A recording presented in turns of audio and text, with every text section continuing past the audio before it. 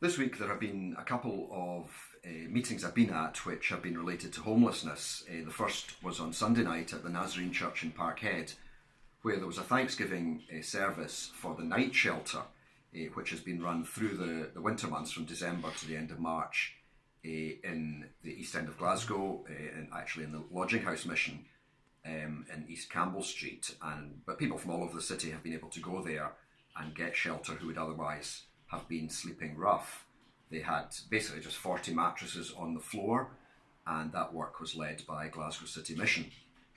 So it was very good, for one, that the different mission and organisations, including the City Council, Simon Community and others, were all working together to support these people. But they had several nights when all 40 beds were taken, and these are people who might in fact not have survived if they'd been out in the street in some of the worst nights through the winter.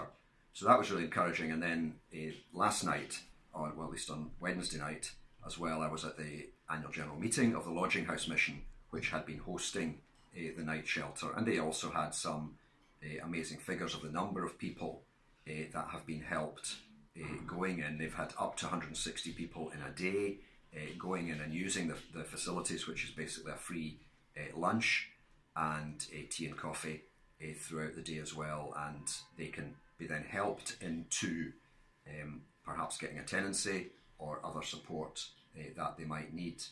And as I said, one of the encouraging things I think is that there's definitely more of a joined up approach. A few years ago the City Council said there was no need for a night shelter, but now not only do they accept the need for a night shelter, but they are now putting staff in there to try and help people into tenancies, because that's what we want.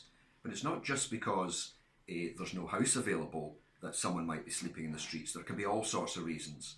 And for example, people can live very chaotic lifestyles and just find it very difficult to hold down a tenancy without support.